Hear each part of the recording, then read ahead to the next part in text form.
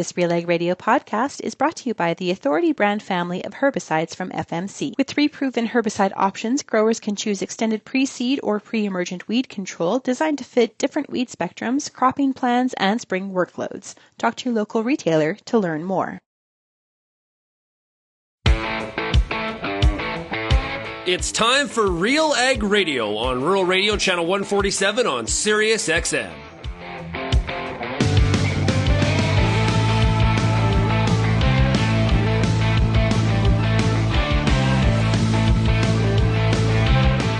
RealAg Radio and RealAgriculture.com is your home for insight and analysis of the issues that are impacting your farm business. Let's get real and get connected with RealAg Radio.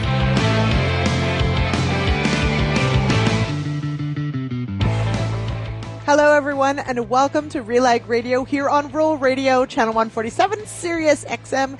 It is Friday, February 6th. I am your host for the day, Lyndsey Smith, but don't you worry. Your regular host, Shaun Haney, is going to join me in the Issues Panel in our third segment.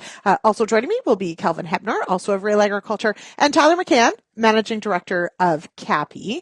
Before we get to the Issues Panel, though, we do have a product spotlight today with Shaun Kjos talking about Farming Smarter and the Farming Smarter event that's coming up in Lethbridge.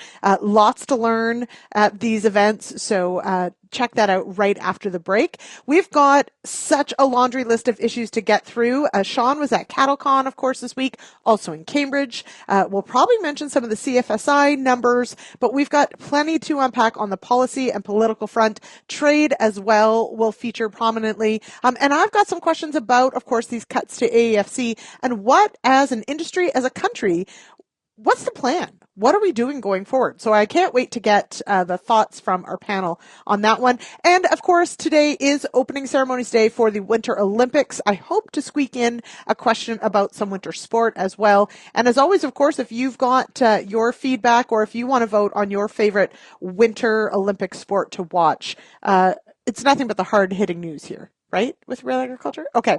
But as always, if you have any feedback, 1-855-776-6147, or you can send me an email, lsmith@realagriculture.com. Without further ado, so we're going to hop to our product spotlight first about the Farming Smarter event, and then I'll be joined by the Issues Panel, Shaun Haney, Kelvin Heppner, and Tyler McCann in our third segment, so stick around for that. Let's take a quick break, and I'll be back with more RealAg Radio right after this. Now that's what I call Crop Protection 2026 edition from BASF. Coming at you with encore-worthy products canola farmers know and love. We've got all your favorite herbicides, Centurion ADV, Certitude, and new Liberty Amp. Plus the headliner of fungicide, Cotegra. If your lineup doesn't sound this good, what are you waiting for? Lock in your set list and get ready to rock! AgSolutions.ca/CanolaFest. Nearly 600 trials demonstrate that Rhizosorb allows growers to use as much as 50% less phosphorus without compromising yields in major row crops such as corn and soybeans. Multi-year, multi-location replicator research trials demonstrate that Rhizosorb at reduced application rates maintains or increases yields without lowering soil phosphorus levels. If you have additional questions about Rhizosorb, please contact your Phospholutations regional sales manager or visit phospholutations.com. Co-op has been beside local farmers and ranchers for generations. With Western Canada's largest fuel network and a team of local agronomy experts, Co-op is built to keep your operation moving forward. With deep local knowledge of the factors affecting your farm, we're ready to provide trusted advice in the field and on the ground. Count on Co-op to support your entire operation from season to season. Co-op, here for your farm, here for your family. Visit your Co-op Agro Center to talk to a team member today. Welcome back to RealAg Radio here on Rural Radio, Channel 147, Sirius XM. It is time for today's product spotlight. I'm Lyndsey Smith, and joining me now, it's Shaun Kjos. He's the communications coordinator with Farming Smarter. How are you, Shaun? Hi, Lyndsey. I'm doing well, thanks. Really excited to be here. Well, so it's an exciting time because, of course, we're talking about the Farming Smarter conference and event that's coming up. What are you most excited for this event? Yeah. I'm always looking forward to the delicious breakfast, lunch, and snacks prepared for us by Prime Catering. Otherwise, I think that we have a fantastic day full of great topics for our Farming Smarter Conference and Trade Show on February 11th. And the session I'm most excited for is Dr. Brian Barris's Life of Brian, Decades of Advancing Wheat Research session. He's a senior researcher from Agriculture and Agri-Food Canada, and not only is he a great speaker I've had the pleasure of seeing at past events, but he's sharing his entire career advancing wheat research in Alberta. And so he's bringing in some of the work that he's done domestically and internationally, which is very cool to me. Otherwise, I'm pretty excited for our keynote speaker, Ashley Nichols, who's focusing on how agriculture can attract the next generation of workers to the field, pun fully intended.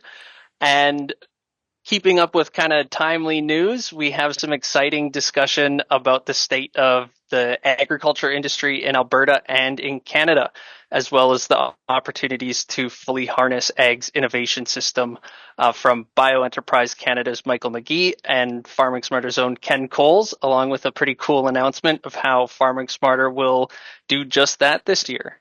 Okay. Sounds like there's some exciting stuff to watch for that will happen at the event. I'm going to agree with you. Not only is Brian Barris, of course, a fantastic researcher and great presenter, that's probably the best title I've heard for a conference, a conference presentation in a long time. So, Life of Brian. I wish I could take credit, but it all goes to Ken Coles. He's also a clever one, so that doesn't surprise me. Okay, now it sounds like a great lineup, definitely covering several different, really important aspects of agriculture right now. When you want to, or when you try to sort of summarize the kind of impact an event like this can have for farmers in the area, what does that look like? Yeah, I think the Farming Smarter Conference and Trade Show has a lot to offer farmers, agronomists, and honestly all ag professionals in 2026. We're seeing that times are changing quite rapidly, and I feel like our lineup of events this year not only has a lot of great knowledge for them to pick up, but also gives insight into how they can successfully navigate the future. Like, we have a bunch of new projects here at Farming Smarter on kochia management that Louis Bard is presenting on. We have a whole complement of nutrient management topics as well, which I think folks will find interesting. But not only do we have great speakers, we have great attendees, and it's always a great opportunity to come meet new people and grow your network as well. Mm-hmm. And learn from each other as well as from the speakers. Absolutely. It is definitely something that the Real Agriculture team tries to attend every single year because it does just have a fantastic lineup of speakers. And you're right. No event is complete without an excellent audience to network and enjoy all that great food. Like you pointed out off the top. And our audience loves to eat the great food, and they love to talk shop and throw out ideas for how you can tackle new projects or overcome a challenge. Mm-hmm, absolutely. Which is, of course, really what Farming Smarter does, and really takes some of these ideas and runs with them, which is really cool. Now, this is, as you mentioned, it's February 11th. So get that on the calendar, everybody. But people are going to want to know where to go for more information, get tickets. Where is this event being held? Give us all the details. Yeah, so our event is held at the Sandman Signature Lodge here in Lethbridge, Alberta. As I said, February 11th. That's Wednesday, and we'll have sessions from 8 a.m. all the way to 5 p.m. When we hand out our coveted Orville Yankee Award. If you want to learn more information about the Farming Smarter Conference and Trade Show or to get your tickets, visit our website, farmingsmarter.com, and we'll have links to the conference and trade show right on our homepage, or you can find it quite easily by searching Farming Smarter Conference. Okay, wonderful. Shaun, thank you so much for joining me here on the show. Sounds like you've put together a fantastic event. So we'll make sure everybody heads on over, gets those tickets, and makes February 11th on Wednesday in Lethbridge a great day at the Farming Smarter Conference and event. Thank you so much. Thank you. All right, we'll take a quick break and we'll be back with more RealAg Radio right after this. While some cereal growers believe a pre-seed or spring application of paradigm-free herbicide is better, others think you get more from a fall application. But what they both agree on is the exceptional broadleaf control of Paradigm Free, the convenience of being able to apply in cooler conditions, and its role as an effective resistance management tool. Paradigm Free. Eliminate tough broadleaf weeds before they can become bigger problems. Talk to your local retailer today. If you're applying a low-rate N stabilizer, you might be falling for a losing strategy. Low-rate products promise great results, but may lack the potency of higher active ingredient concentrations, so great isn't always what you get. Don't put yield at risk. Put your trust in proven solutions. Anvol Nitrogen Stabilizer, Super U Premium Fertilizer, and Tribune Nitrogen Stabilizer from Koch Agronomic Services. These products offer higher active ingredient concentrations imitator brands can't match. See the difference at defendyourn.ca. Questions about the markets? Sanoa by GrainFox is your AI grain market analyst, ready 24/7 to help you make smarter grain marketing decisions. Ask about market trends, pricing signals, basis, or what today's moves mean for you, and get clear, instant answers. Get a free trial and special savings at grainfox.ca/realag. grainfox.ca/realag. Ask Sanoa. Get an answer. Take action. It's that easy. Get started now.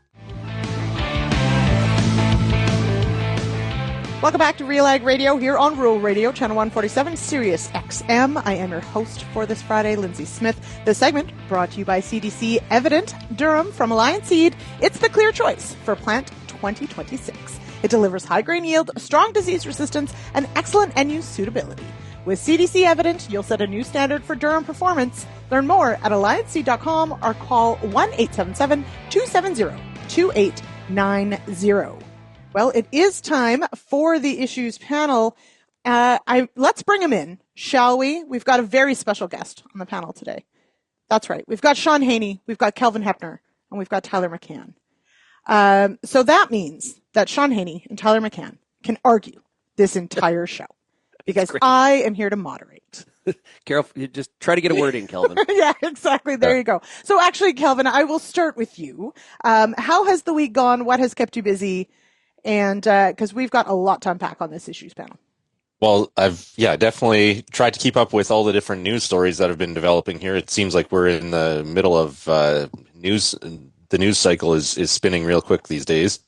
We had the CAPI webinar on Wednesday together with CAPI talking about trade in China and the U.S., where Canada fits in the world. As well, busy with farm stuff this week too, in the barn and things happening here too. So. Yeah, it's been a good week. We all of January was cold, either very cold temperatures or very windy here in Manitoba, and we finally had a break from that this week. Yesterday, temperatures were above zero, so things are iced up outside today. But enjoyed some milder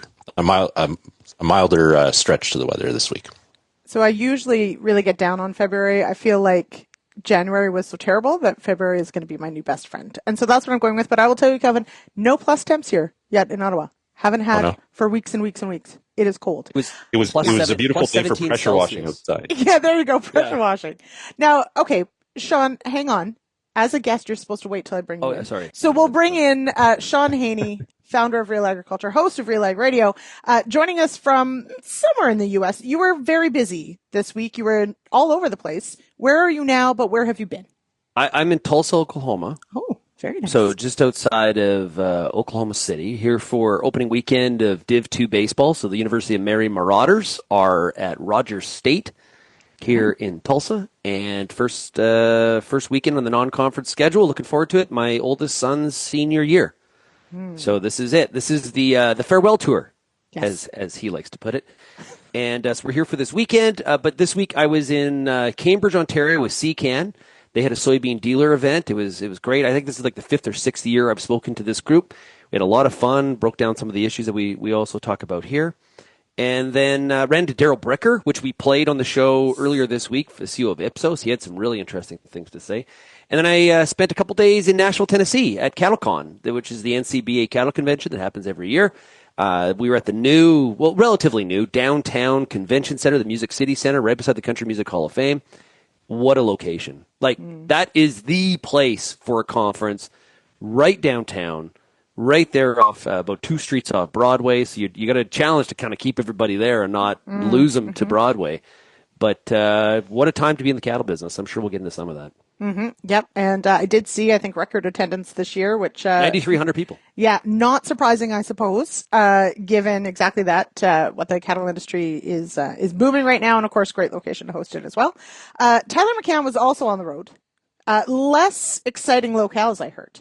Oh, I got as far as Winnipeg, which is always Winnipeg, a great place to go.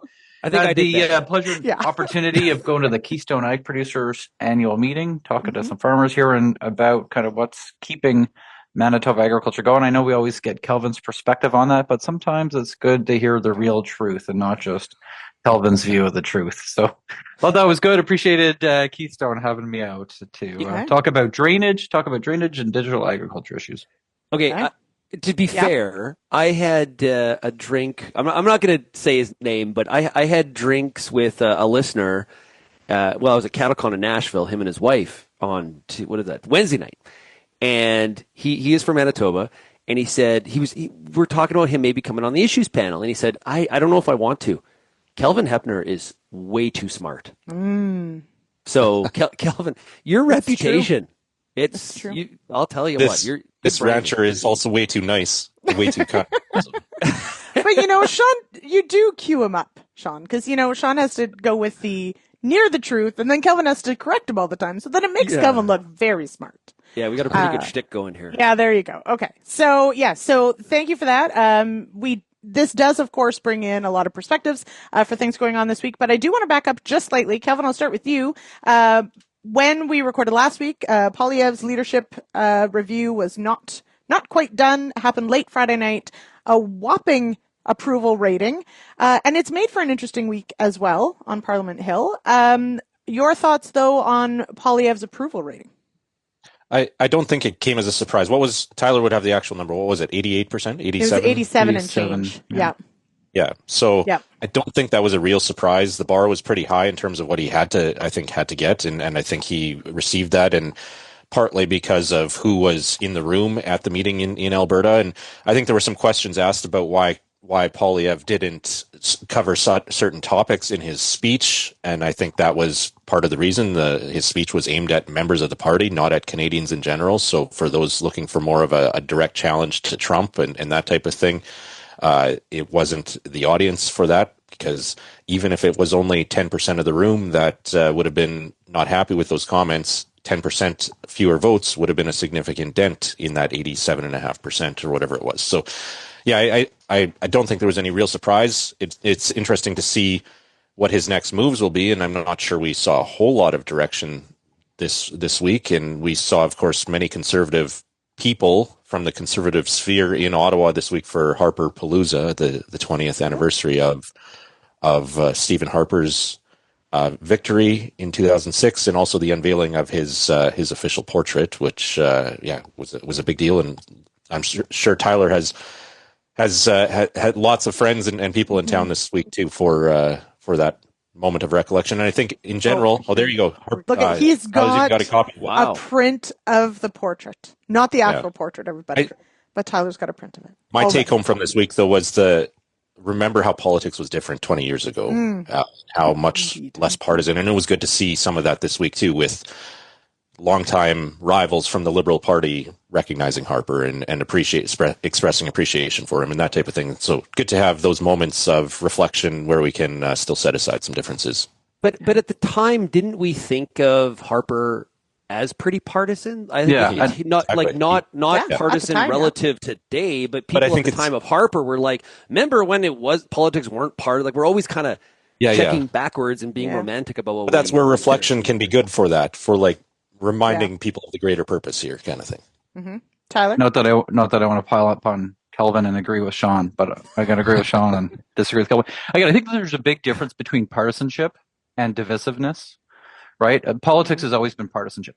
Politics needs to be partisan. We need to have clear, different choices. We need to have the space where people kind of are able to call out the other side, or able to challenge and put different views forward. Certainly, if you look at Stephen Harper and what he said, if you go back to the coalition crisis in 2008, he was aggressively partisan, but it was far more respectful and far less divisive, I think, than the world that we're in today. And so I think that there's a big difference between partisanship and kind of divisiveness. And I don't do partisan politics anymore, but it was kind of fond memories of 2006 and getting into government and hearing the Prime Minister talk about, I mean, both Prime Ministers, Prime Minister Carney spoke about this, but Prime Minister Harper talking about the record as a government that kind of worked through the global great financial crisis and still in 2015 had a balanced budget.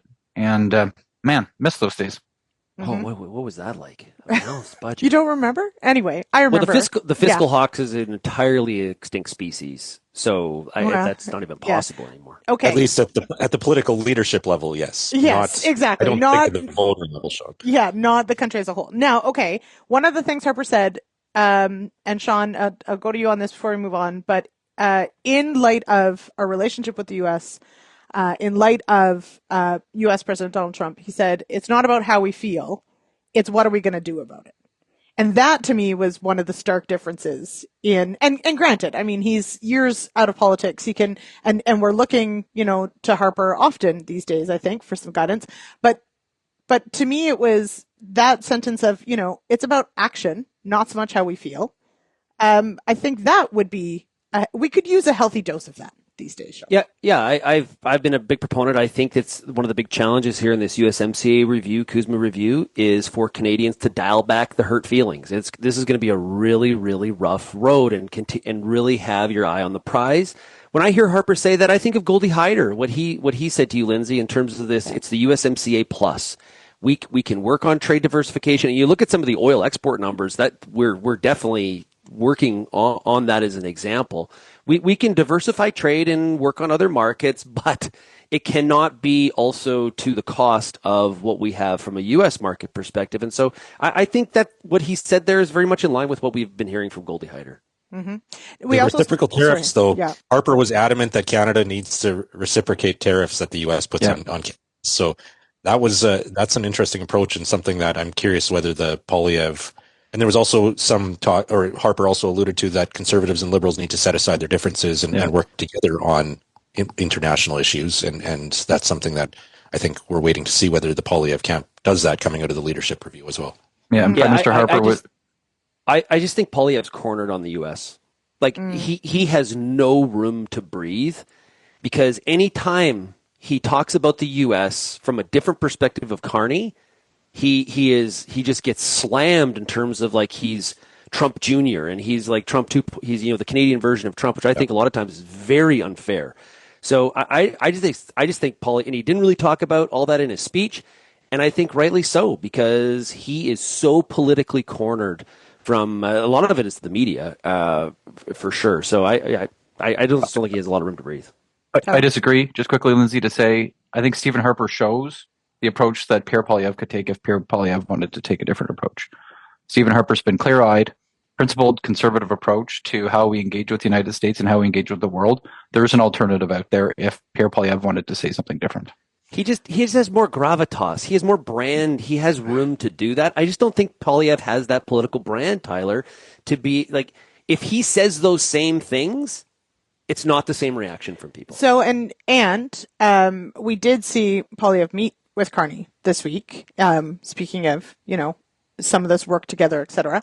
And I think to that end, Sean, I would agree that, the political figure that is Poilievre, doesn't get a lot of grace, but I would say that, I can point out a few reasons why. So I agree that he is probably held to a different standard. Sure. But it is definitely, at least in part, of his own doing. But I think last week's speech, what we've seen from him since, at least starts to hint to maybe of some of a nudge towards perhaps being, somewhat more of a teamwork on these national issues, et cetera. Like I do think we've seen a bit of a shift in tone. He's still going to be the same person. He's still whatever. And you're right, Sean, he's held to a stricter account. But I definitely think we've seen a bit of a shift since this leadership debate, or review. And I'm looking forward to seeing sort of now it feels like what comes out from the Conservatives from this side, it feels like, okay, the review's over. Now it's sort of like this is the new path and preparing for the next election, really, and whatever comes in between now and then. We have to take a break. We're going to pause it there, and we'll be back with more of the Friday Issues Panel right after this. For oat growers across the Canadian prairies, CDC Endure is the milling oat built to deliver. From Manitoba to Alberta, CDC Endure brings together what prairie producers demand: high grain yield, excellent disease resistance, and the standability needed to handle prairie conditions with the consistency that processors and growers both rely on. Whether you're pushing for top-end yield or premium quality, CDC Endure is ready to perform across the prairies. Learn more at allianceseed.com or call 1-877-270-2890. Since 2009, the Canola School on RealAgriculture.com has been providing relevant and timely agronomic advice to anyone involved in canola production. With over 15 years of video content on YouTube, the Canola School has been producers' go-to source for canola agronomy, research, marketing, and more. The Canola School is brought to you by BASF and Invigor Hybrid Canola. Check us out on YouTube or at canolaschool.com.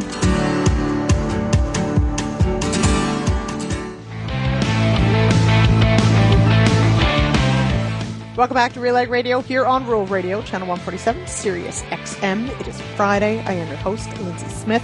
This segment of the Issues Panel brought to you by Oxbow, the latest innovation from New Farm, a versatile broadleaf in-crop herbicide powered by Duplicent technology. Oxbow is your workhorse on resistant kochia and other tough weeds. Visit newfarm.ca for more. All right, we've got the Issues Panel all together. Kelvin Heppner out of Manitoba, Shaun Haney out of Points Unknown, and Tyler McCann, Managing Director with Cappy, joining us from La Belle Province. Okay, let's dig in. Of course, last week we did talk a little bit about the AAFC cuts, the CFIA cuts coming in the works, etc. I don't know that we have a lot more clarity on what's all shaking out here, but we certainly have had reaction. Tyler, I'll go to you first. Your thoughts on what we're hearing from the different industries as far as reaction goes. Yeah, first, Lyndsey, I think your comment about we don't have a lot more clarity yet says a lot, right? And that is, I kind of struggle with the fact that we're 2 weeks past now, and if anything, there's more confusion about actually what's going on here. But it's been interesting to see the reactions from, you look at beef and grains as kind of two leading voices. Beef industry came out with a really clear statement this week that talked about kind of their strong concerns, their oppositions to their cuts, the impacts that they think that those cuts will have on the beef sector, but then outlined concrete steps governments can take to minimize the impacts of the cuts, and spoke with, I think, a relatively clear message around what does the future renewal of Ag Canada science look like. And that's just quite a contrast to what we've seen on the grain side, where kind of there is, I think, chaos in the views of the grain industry. There is no sense, I think, no direction. And so it's one thing to criticize government for their inability to communicate clearly where this is going, and I think it also says a lot that the grains and oilseed sector seems to be unable to clearly communicate where they think it should go. Kevin, what did you hear this week? Well, I agree with Tyler's comments, and I think that's been the case historically too. The grain sector is much more diverse in terms of interests, and I'm not sure that this is any break from that pattern. But to answer your question, Lyndsey, again, as Tyler said, more than 2 weeks since the Ag Canada cuts were rolled out, since staff were informed, and we have yet to see Agriculture Minister Heath MacDonald speak to them other than a couple short replies in the House of Commons in question period. Never mind explain the cuts or the strategy behind it or what the plan is for the next chapter in agriculture and agri-food Canada. So that's one thing that I've also noticed, and I think it's something that in the past we would have seen previous governments, the ag minister at least make public appearances at farm meetings. It's conference season after all, and do media interviews after and do a scrum after and have to face some of those questions. And at this point, we haven't. Minister MacDonald, I believe he was at the Dairy Farmers of Canada annual general meeting this week, but I don't believe there was any media time in that. So it's one thing I'm curious when we will hear from him and what that message will be. And it's interesting that here we are over 2 weeks later and still haven't heard. Yeah. Now, Shaun, you were in Alberta just a little while ago, sort of as these cuts were being announced, et cetera, at a meeting that's focused on research. From the perspective of, and we'll get to plant breeding in a minute, but this does have or will have a significant impact on how agricultural research gets done, but agricultural research is still going to happen. So from that perspective, like, where do we have the groups, the wherewithal, the leadership in place to pick up on this, or do we need to wait to see what the government's going to do first? Yeah, kind of yet to be determined. I think a lot of the outrage is too focused backwards and looking at the wrong KPIs. If we're doing, we've been critical before where the success of agriculture is not the number of farmers. That's parallel to the success of agricultural research is not based on how many stations we have. I think instead of talking about, hey, this station closed, that station closed, and the uncomfortableness of that, we need to be putting more pressure on the government to be like, what is the plan and how are you going to structure this going forward? Because, Tyler and I have talked a couple times this week, and just because a station is closed down doesn't mean that that particular research program is going away, but we need clarity on that. And I think we're too distracted by the shiny object of the stations closing and not putting enough pressure and talking enough about what the actual research infrastructure is going to look like going forward. That's because that's the only concrete information we have so far in a lot of ways. Yeah, that's what we're missing. Is the bricks and mortar that are going to be wound down. Okay, but yeah, details in terms of programs. So let's say they reverse. Let's say okay, you know what? Indian Head, we're going to reopen it. Now it's going to be operating at 10% of what it was previously, but hey, we've got the research station. We're okay. Like, I think we're focused on the wrong bloody things. Mm-hmm. Yeah, but it's partly because of a vacuum of information. The government hasn't communicated those things and isn't communicating them, and so it's something that's it's a puzzle. And so the only pieces we have in the puzzle right now are these 7 facilities closing. Yeah. So, and the situation is even worse. Sorry, Lyndsey. The situation's even worse in livestock, and Tyler brings up a really good point, and we've got an interview going up next week with Andrea Brocklebank, the incoming CEO of the Canadian Cattle Association. We do not have the land grant university structure in Canada to do some of this work in the beef research area. Like, we don't have a Iowa State or a Nebraska or Oklahoma State, Texas A&M, where they have, like, carcass analysis labs and like all this kind of stuff. We're kind of relying on a few locations to do it. And our universities in Canada don't have the capacity right now to expand into that. Well, like Andrea says in the interview, just pushing this off to the University of Saskatchewan or University of Guelph, they're not exactly in great financial shape right now to be like, oh, perfect, more costs. This is awesome. So I agree with all this, but to Tyler's point as well, is it is one of communication. And as an industry, and this is what I appreciate about, from the beef side, exactly that. They've articulated, here are gaps, here's what we need, here are ideas. Realistically, what I've heard this week is a lot of, lamenting what is lost or is going to be lost. And I get that. Change is hard, and losing, a research station close to you, you're probably someone who used it, who went to the tours, who used it, like, you knew it well. At the same time, in the past couple weeks, I've had conversations with people who probably couldn't name more than 1 or 2 projects that AAFC had underway. Because at the same time, we are, yes, a huge country, and yes, very diverse, etc., but we don't, case in point, on Monday, on The Agronomist, we were talking about annual cereals used as forage or grain, all sorts of different things. And one thing that comes up are oats, okay? Oats are used as a feed crop, they're used as a grain crop, they're used as a cover crop.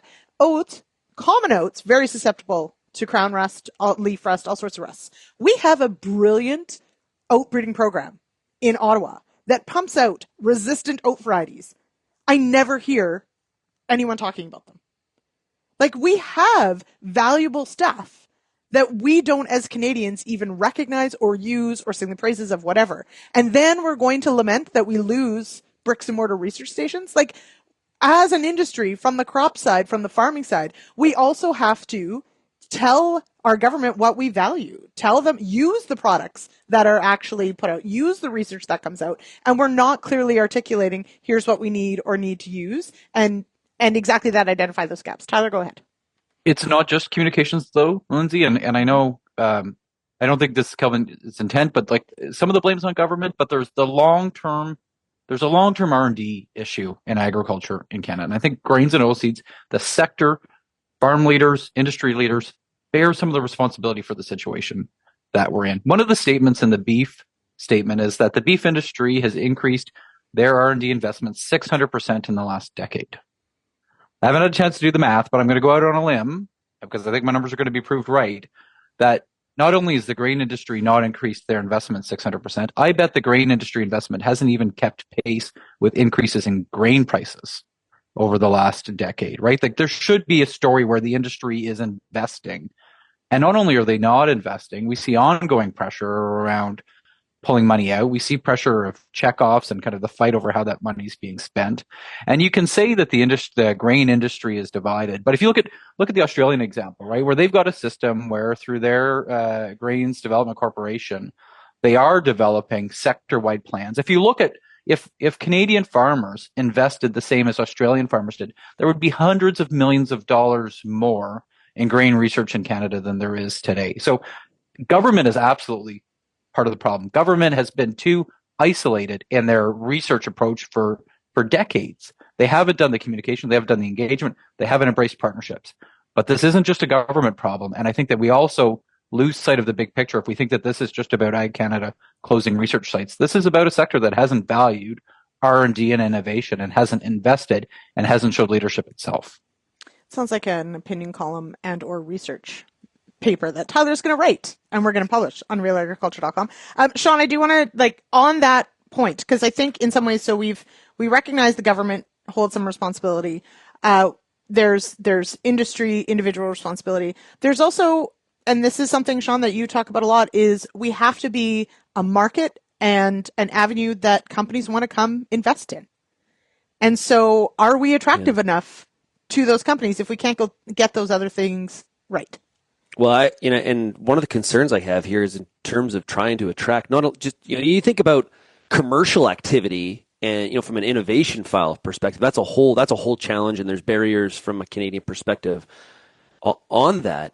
But this is also not outside of livestock. I think livestock's in a different profitability category right now. But if we look at the cropping sector, pushing the research, the research capital requirement onto private industry right now, that's a hard that they're looking to consolidate. There's challenges in that end, and so the timing of this is not great from that perspective, because trying to get private industry to step up right now to pump a bunch of money into research is that's tough. Or farmers to sign up for higher checkoffs to fund this research.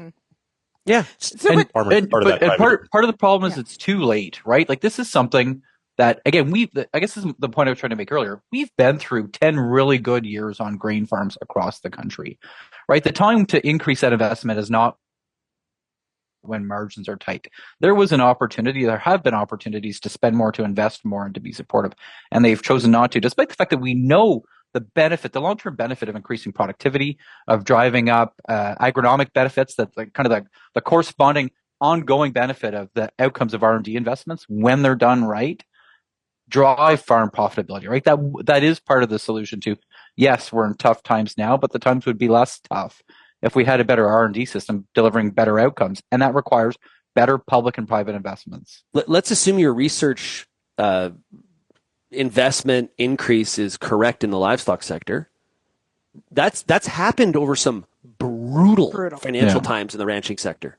It's true. So that actually is like, those two things together is actually kind of amazing, because we think about the ranching sector now, and we're in the middle of a really good run here, by the way.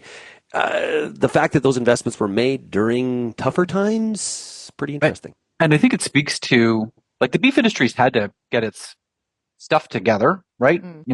BSE was game-changing event for the industry. Consolidation, contraction, pressure, profitability. They needed a sophisticated approach to market access, market development. They needed a sophisticated approach to research.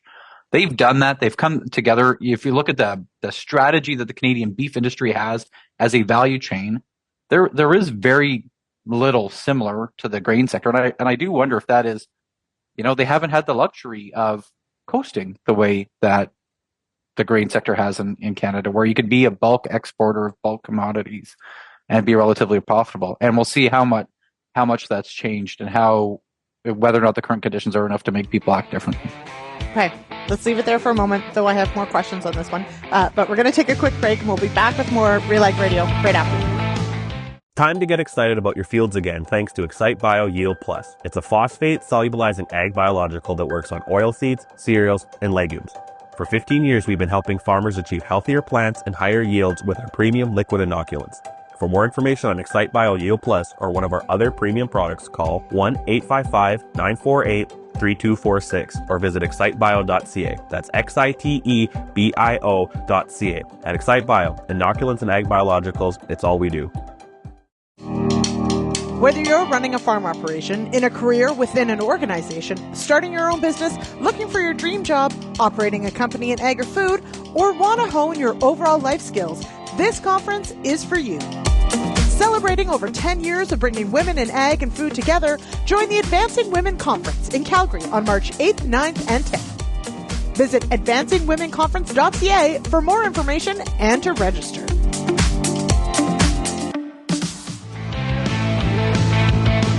Welcome back to RealAg Radio here on Rural Radio, Channel 147, Sirius XM. I am your host, Lyndsey Smith, and with deep roots in agriculture, MMP's Farm Management Consulting team helps farm businesses make confident decisions for long-term success. From strategic planning to operational growth, MMP advisors guide farms through challenges and opportunities. Connect with MMP today to build a stronger future. Learn more at mmp.ca. All right, we're into the final segment with our issues panel. Shaun Haney, Kelvin Heppner, Tyler McCann. Shaun, I'll start with you, hearkening back all those days ago, I think it was Wednesday, talking to Matt Makins at CattleCon. I always enjoy hearing the weather outlook. I don't always enjoy what he says, but he's a super great communicator. He didn't have a great news story for us this go round. Real concern. I get confused between La Nina and La Nino and all those shifting back and forth, so I won't even pretend to do that. Mm-hmm. Basically, for the western half of the U.S., and especially the northern plains and western Canada, you should be cheerleading for a late spring. Because the later the spring, the more it pushes this what looks to be a drought from hitting us in like June and the early part of July. Right. So if we have an early spring and we're off to a great start, we need to be very concerned that we're going to be super dry in June. We know from the 2024 crop what that leads to, not a good yield and some terrible situation. With today's market prices, we can't afford to have lower yields. We need to be like 25, or we yielded ourselves at least to somewhere in the vicinity of a break even. So he talked about how a flip. So like last year, if you were wet, this year you're dry, and vice versa. So he showed a bunch of different probabilities and what can happen. I honestly wish Matt was more dishonest. I wanted to hear a different story. Mm-hmm. And Matt Makins is fantastic. He does a lot of work with Cattle Facts, and really appreciate how he always makes himself available. And lowest snowpack on record, ever, in both Colorado and in Utah and Salt Lake. So there we got this drought continues, and if the drought persists, it really pushes off any real significance to the rebuild of the cow herd. Mm-hmm.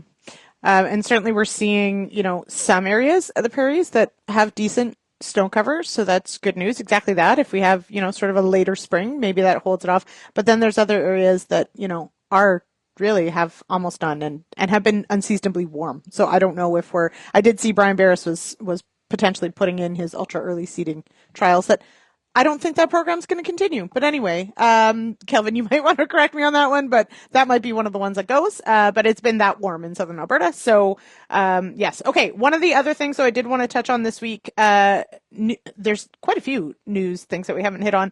But we did get Kelvin, and Shaun did the interview, but I'll go to you on this one we did get some clarity on the biofuel rules down in the U.S. that could be favorable for Canadian canola, but it's maybe not necessarily the slam dunk we were hoping for. Yeah, it sounds like on the rules of origin in terms of canola being potentially treated as a domestic feedstock, some good news on that front. But then when it comes to the RIN value, the reduced RIN value, whether that will apply to non-U.S. feedstocks, that I believe we're still waiting for some clarity on. And yeah. Shaun had a conversation with Christopher Vate of the Canadian Oilseed Processors Association and Chris Davison of the Canola Council, and people can check that out. I guess Chris is now with Tyler, with Bjornson. He's with Bjornson and Associates, yeah. Yeah. Formerly with COPA, and they dive into it with more detail. But yes, positive news, but not completely everything that the Canadian canola sector or even the northern U.S. canola grower associations would necessarily be looking for here.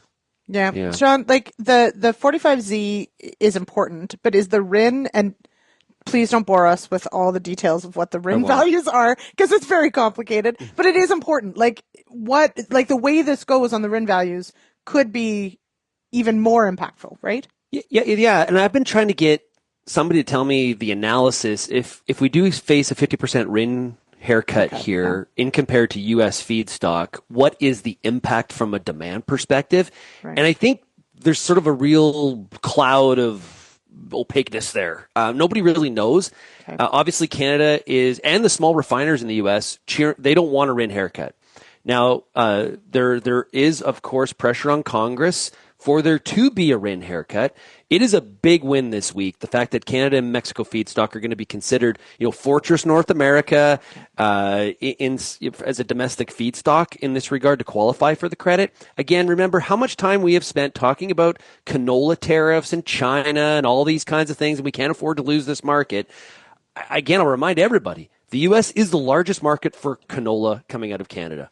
This is big news this week, and it seems to get a lack of attention from not only farmers, but also the industry. And I think that does need to change, because if we are going to have some of the trade issues going forward, we solve China for now. It doesn't mean in 6 months it's not back where we were again. We need domestic consumption of some of our feedstocks, and renewable diesel is an example of that for canola. Mm-hmm. And domestic being North American. Yes, exactly. When we talk about domestic, Canada, we're talking North America. Exactly, and not just U.S. It has to be exactly that. Essentially, the USMCA countries. It has. And what I'll say again, Lyndsey, I think it's important for some of our listeners in North Dakota. Right, you're growing canola. I've said this before. Having the Canadian canola crop as a North American feedstock, it gives scalability to that North Dakota crop as well, because we can't just trying to get processors in the industry to worry about 1 to 2 million acres of U.S. canola. It's kind of a fringe, insignificant thing in the grand scheme of things up against 90 plus million acres of soybeans. So this is good also for the U.S. canola grower. Yeah, because we've got 20 million acres in Canada. This is where the bulk is, and that exactly that. If that product can move across the border and be used essentially interchangeably, it builds the entire industry, north and south, not just here. So yes. Now, Tyler, that does bring up, and Kelvin mentioned it off the hop, the CAPI webinar that went Wednesday on trade. China definitely part of that discussion. What were some of the biggest takeaways for you on the trade file? We haven't talked a lot about China this show. So was there a big takeaway on where we are actually at with China now?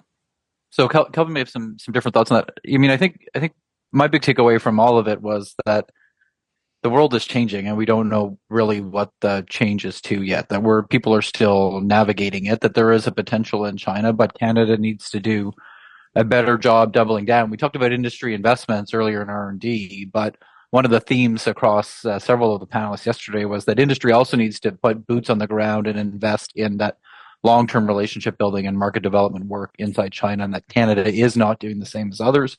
So we need to be there. We need to play that game. But I think that there's, in the background of all of it, is that that's going to continue to be an opportunistic market. That's going to continue to be a challenging market. The political dynamics there are tough, and it's something that we shouldn't just assume is going to be better. And Chris White was one of our panelists. He now leads a Canadian meat office there. Worth highlighting that as much as we had good news on canola meal, we had little movement on pork. He spoke to some of those dynamics. But, I think that kind of the takeaway from the geopolitical discussion this week, it was, I think, very similar to the takeaway from the Outlook webinar we hosted last week, which is this is going to be a tough year. And we need to be prepared to do things differently and think differently about the world that we're in.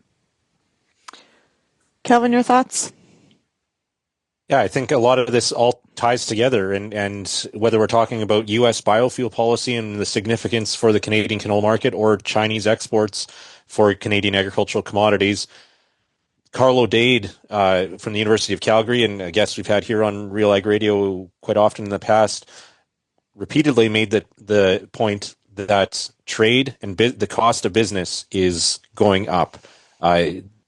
it's going to be more expensive to maintain those relationships, to negotiate, to maintain a presence in some of these countries, a permanent presence. You can't just have the prime minister waltz in and leave and expect the relationship to stay as it was when you've got a whole parade of world leaders going through Beijing lately. Chris White explained it as a turnstile right now, where the Chinese government can just plug in different world leaders' names, Keir Starmer, Mark Carney, so on, into their communications, and how do you become the lasting presence in China? That's the important part. And so I think in general, a big theme here is, and this is not what we necessarily want to hear at the grassroots farmer level right now when margins are tight or negative, things are going to be more expensive to maintain these export markets, whether it's the US or China and that type of thing. Another takeaway I had was that a lot of people on the panel thought, or our panelists in general, I think, thought it's possible for Canada to have both access to the U.S. market and be part of Fortress North America and still trade with China, because the whole trade environment globally is moving to this one-off, sector-by-sector, bilateral negotiation instead of multilateral, entire, comprehensive and progressive trade agreements that Canada has tried to negotiate in the past. CUSMA USMCA might be an exception to this, and if it lasts, in terms of being a broader trade deal. But a lot of trade these days is just transactional, addressing certain issues, and that's where Canada, there will still be potential, our panelists thought, to trade with China outside of Fortress North America on sector-by-sector issues, such as we saw resolved during Carney's trip. I think that's fair, because the USMCA, one of the differences, if you look at USMCA in comparison to, say, the CPTPP, is the fact it's infrastructure integration, right? And that is one of the fundamental differences from a USMCA perspective. All three countries are attached geographically, and that makes it different than, say, Chile having an agreement with Japan. No tie in infrastructure.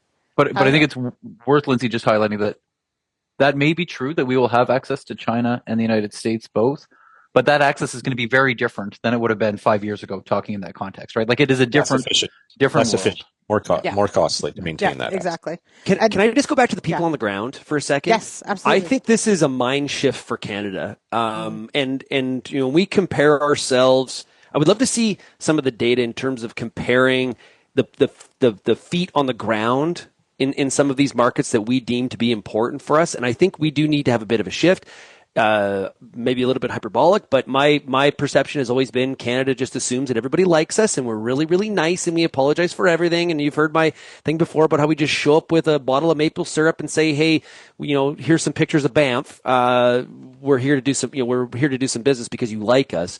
I think our positioning of Canada does need to sort of shift. We need to be more aggressive. And you do that having people those markets, not relying so much on those entourage sort of trips like we have in the past. And it's a good point, because it's sort of, those are, I mean, they're great for photo ops. They're great for, and not to say that they're not important at times, but they can't be a one and done, right? And we have to have a more, layered approach, a more long-term vision. And exactly that, you need to have key people in key markets on the ground, being able to meet face-to-face with people, show up, attend conferences, meetings, etc., on behalf of Canada. I will say, though, maple syrup, always welcome, as are pictures of Banff. They just aren't enough. That can't be our only thing that we bring. Okay, everybody? That's it. We're out of time for the radio show. Stick around for the bonus on the podcast, please, and thank you. But Kelvin, have a wonderful weekend. Thank you. Take care, everyone. All right, Tyler, watch some Olympics. We're going to talk about it in the bonus. Yay, sports. Yay, sports. Okay, and Shaun, have a wonderful weekend watching ball. I will. Cheers to everybody. Okay, and if you've got feedback on today's show, zip me an email, lsmith@realagriculture.com. Have a great weekend. Cheers, everybody. Thank you for downloading this RealAg Radio podcast, brought to you by the Authority brand family of herbicides from FMC. With 3 options for extended pre-seed and pre-emergent weed control, Authority herbicides help growers start clean and stay ahead. Visit your local FMC retailer to find the Authority herbicide solution that fits your farm. Welcome to the bonus, everybody, where you can say things you can't say on the radio. Okay, I'm Lyndsey Smith, joined by Kelvin Heppner, Tyler McCann, Shaun Haney. Here's what we didn't talk about. I'm going to start. Shaun, I'll ask you. It is opening ceremonies day for the Winter Olympics. What is your favorite Winter Olympic sport to watch, not to participate? My favorite? Mm-hmm. That is a wow. Okay. I'm going to say it's like some of the stuff that we don't see mainstream. Like I actually I like some of the downhill skiing. Yeah. Okay. And things like that, or the luge, the bobsled. Those, I don't know. Like I am not. I like the fact in hockey we have best on best, but I think the interruption to the NHL season is kind of dumb, especially when the Olympics are in the North American market or more of an adjacent time zone. I think it makes more sense. But the fact that they're in Europe and when the games are going to be, is it really that much of a game builder longer term? I don't know. I think it. I wouldn't mind if they went back to like a World Cup sort of situation and got it, and the NHL players didn't go to the Olympics. But I know I'm in a minority there. But. That's so controversial. People are going to just be writing in furiously. Kelvin, favorite sport to watch? I'm not. Well, hockey's got to be at the top of the list. Both men's and women's. Our daughters enjoy watching the women's hockey as well, so it's always fun to watch. But I'd put curling up there as a responsible Canadian as well. Shaun's favorite. Very Manitoba of you. Yeah, exactly. The Scotties Tournament of Hearts last weekend, the final, Team Canada from Manitoba versus Team Manitoba. That's the way it should be. But I heard about I had breakfast with some Manitobans this weekend when I was in Cambridge, and I was telling Lyndsey before we started today, they were talking about curling like I talk about college football. That's right. Yeah, I had no idea what they were talking about. I also like the downhill, the track, like the luge, the skeleton, bobsled. Yeah. It's a lot of fun, and watching the minute differences and how that makes such a significant difference in the bottom in the results. Tyler, I know you're a huge sports fan. Yeah. So which one is it?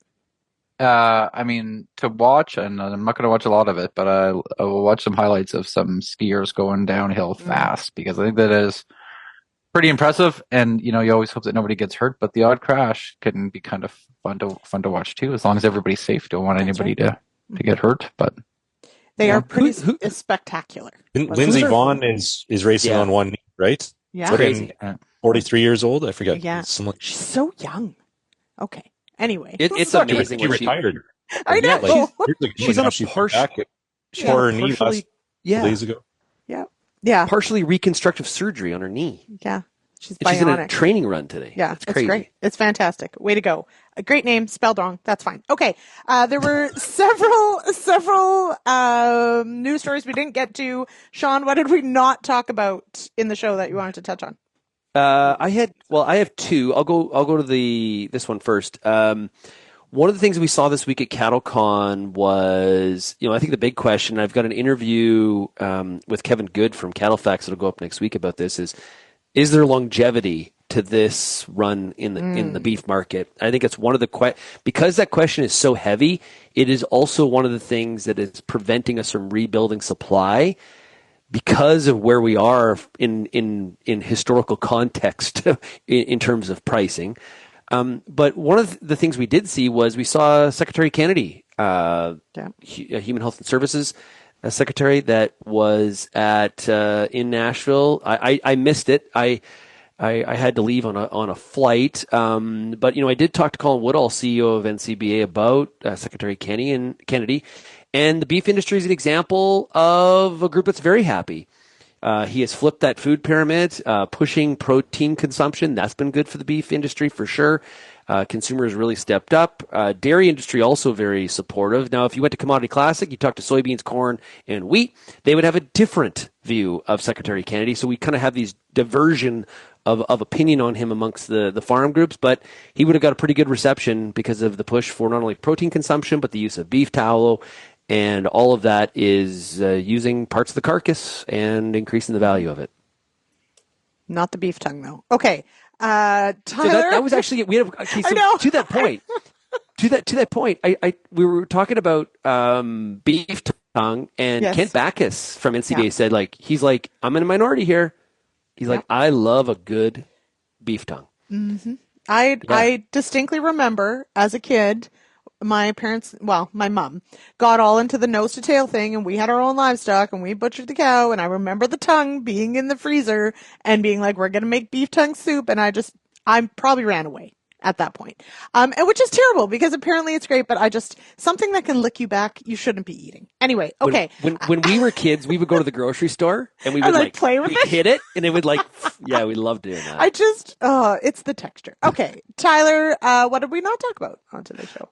So we talked about Canada, China, Canada, and the U.S., but I think it's worth kind of continuing to look at what Trump and Xi are doing. And so they had a call this week. Again, U.S. agriculture benefiting from some of that. But it is, I guess it goes back to a comment that we did make earlier about the world changing, but kind of where that goes and what that means. And just highlights that we are kind of screwed as a bit of a third-party middle power where we will see the U.S. potentially make a really good deal with China, and then the U.S. get upset when we make a deal with China. And again, it's I'm not sure how much you ever believe what President Trump tweets out these days, but it was quite something to see the content of that call. This is the challenge for Carney, trying to steer through all that. Right. I will say that they have hit that 12 million metric tons, which was one of the levels. There's interesting conversations in the background with U.S. ag media on the analysts that were really wrong. Right. They said that they wouldn't make that number. Wouldn't even come close. Yeah. And we did see that's been interesting. Yeah, soybeans did perk up this week. Did they not on prices for? Oh my God! Right? Wednesday was I think, crazy town because what the president put on True Social and what it actually meant. It's really 8 million more tons connected to the 12. The question, I think there's good question though, because of the duration risk, what I'm hearing from a lot of analysts is where do we go on the 25? Now, some would say, oh yeah, sure, the people that didn't think 12 are going to happen are now worried about the 25. But, 25 is more of a normal level of where China was buying, maybe a little bit under if you look at some of the averages. All eyes are on that as we roll into soybeans need a bid going into planting. We're going to see a lot of corn acres. Mm-hmm. Kelvin? I have a list, but what else did we not talk about? I have a list here too. I guess one. We should compare. One would be what we've seen happen in global markets this last week with sell-off in tech stuff, gold, silver, Bitcoin is at its lowest in a really long time. So some big things happening there. And then my other thing on my list here is there's a lot of big problems in the world. We also have some big, small problems. And this is one that farmers in Western Canada will relate with. Gophers, Richardson ground squirrels and if we have drought coming this year, they're going to take more acres away. And Health Canada, the pest management regulatory agency, has officially rejected the application for emergency use approval from the province of Alberta and province of Saskatchewan. And they say that there wasn't enough, Health Canada says that there wasn't enough new or effective measures to address the risks of non-target animals, including the fox and burrowing owl being poisoned by strychnine. But certainly ranchers, crop producers in Western Canada, we need some sort of tool or approach, or it's just going to be expensive, spending a lot of time or paying kids to hunt them. But right now, gophers or something. It's another thing on the list of problems that we need a solution to. What's the going rate for a gopher tail these days? Because it was like a quarter when I was a kid. I'm not sure. I'm so not like sure with inflation, that's got to be like a loony. I don't know. There's some really fun ways to go about all that, like some propane and matches and. So I feel like I'm so glad we're in the bonus because this. Yeah, we need a disclaimer now. We need a disclaimer. We need this. We mean this in the most humane way possible. However, gophers are the enemy. This is the reality, though. Exactly that is that without viable alternatives to something like a poison that you can put in whatever. You have to trap, you have to shoot, you have to it's not like the problem goes away just because we don't have access to strychnine. Right? But this is an example where we've had a long time to look at viable different solutions. And so why haven't we developed any? Yeah, I mean, this was a good going back to kind of the early years of the Harper government. So I guess in 2007, when I started work for the agriculture minister as a farm kid from Eastern Canada, didn't know much about Richardson ground squirrel, but this was an issue again 20 years ago about this and maintaining access to these products. Like this is. There's a certain point in time where people need to also maybe do some of the hard work to find some better options. So I don't know the full story there, but I know this was an issue 20 years ago, and it's I guess a bigger issue today that they're not actually letting letting the product go out. But I remember growing up, about 2 miles from us, or a mile and a half, was like one of the world's leading researchers in Richardson ground squirrels. Oh. And husband and wife. You know they're bad in your area when yeah, exactly. Yeah. It's like, this is a hot spot. I remember it was like a very sensitive issue when we'd say gophers. And it was like, no, Oh, yes. Richardson Ground squirrels. That's correct. Yeah. We don't really have them here, but we have groundhogs, but not that many because the coyotes that moved in have mostly gotten rid of the groundhogs. But they make, like, if you think gopher mounds are bad, groundhog mounds are gigantic. It's like, it's ridiculous. Anyway, okay. So if anyone's got a great idea about Richardson ground squirrels, call Shaun Haney no, I'm just kidding. Your most creative way of taking care of your gopher best problem. way, I would love to hear from you. It's S.Haney at RealAgriculture.com. Okay, we're going to leave it there. We didn't talk about the CFSI. Oh, yeah. That should have been in the show. Well, That's a host issue. That's a host issue. She should be fired. Okay, well, two things that I do want to throw out here. One, we touched on it briefly last week because we also had it on the webinar last week with Cappy. But we do now have the initial overview with you, Shaun, and Justin, going over sort of the initial overview of the January intake of the CFSI. There will be more to come, though, as well. So make sure you head to RealAgriculture.com or RealAgristudies.com. And you can watch any of those as well. But Shaun, give us maybe we had enough doom and gloom because the numbers that did come out, I mean, they reflect, I think, very much what we anticipated. But farmers are stressed out about what the year ahead looks like. Yeah, the cropping sector definitely under pressure, as we would assume the data would show. There's kind of a good news, bad news, I guess, is my inference here, or I guess perception. If we look at current financial assessment, which is like how is my farm financially doing today, we have really deteriorated in the last 9 months. From like April of 25, we were 57% good to excellent. In January of 26, we're down to 37% saying good to excellent. So, and our sentiment index numbers have really shown that same deterioration, which is concerning. But I guess one thing is maybe some of those balance sheets are still in decent shape because we got 82% of farmers saying that they're likely to have access to capital for the upcoming year. And actually 52% said extremely likely. I actually take that as a big positive. This is where I think there's a little bit of diversion between the U.S. and Canada. I think access to credit and capital for the upcoming season is a much bigger concern south of the border than it is in Canada. So we may not be doing well financially or our financial situation in the cropping sector, but we still have a good enough relationship with the bank that we have a go-forward plan. Yeah.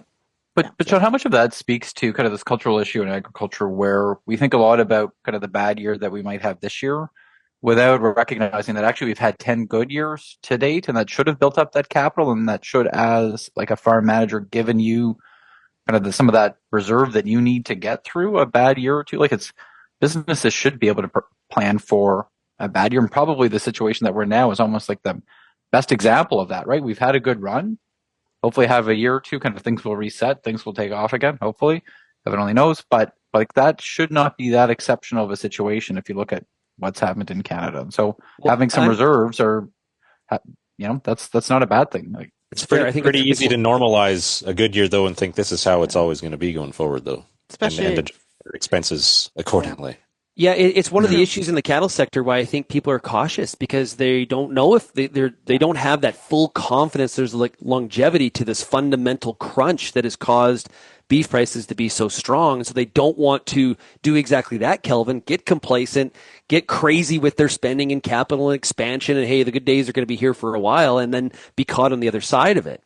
I also think, though, I'm more and more convinced when we have tight times, we really tend to focus on those variable costs, the seed, fert, chem. And that's where we think we're going to make the differences.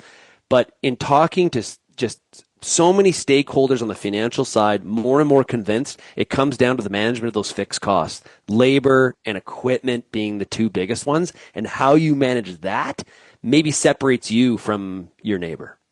And to me, the one thing that I see on that one is that It is at times a catch-22 though, because often to solve the labor problem, you have to invest in equipment. So you've got to make sure that you right size that, right? Is that you can so easily get overcapitalized on equipment. And you can tell yourself it's because it's going to save you, these people hours. It's going to replace a whole human, all those things, because humans are hard to find, etc. But then you're locked into it, paying for it for how long? And you've got atrocious equipment costs per acre. And the repairs that come with it. Exactly. And the repairs. Yes. Right? Absolutely. And the ongoing. Yeah. And so this is one of the things that concerns me about the Canadian side in 26. When I say Canadian side, just reflecting on Canada versus U.S. situation, is that the American farmer really backed off on machinery purchases in 25 compared to the year before. Canada that did not happen. No. And so I'm really interested in, based on the strength of the new equipment purchases in 25, how does that reflect on financial challenges in 26, and what happens with those new equipment purchases in Canada in 26? Do we see, we're just a laggard in, to that pullback, or are we? I had one person say to me, Canadian farms are much more equipped. Like, there's a lot more equipment per acre than in some parts of areas of North America. I don't know if that's actually true. But that is concerning when you get to that equipment cost and the balance sheet and the repairs and maintenance that go with that. So interesting stuff to watch as we get into 26 here. Mm-hmm. And I think it just proves this point that as we're doing some work on risk management policy programs, one of the things that we're trying to say pretty clearly is that one of the first principles when you think about this is that a farmer is their own first best line of defense when it comes to risk management. And I'll tell you that that's more controversial of a statement in some places than I think it probably should be. And so much of this comes down to management and the decisions farmers make, and whether or not they've got the plans in place to make the right ones. Mm-hmm. Okay. All right. We're going to leave it there. Thank you all. Have a wonderful weekend. I've got some work to do. And thanks everyone for listening to the RealAg podcast. We really appreciate it. Make sure you download and tell your friends. Okay. Bye everybody.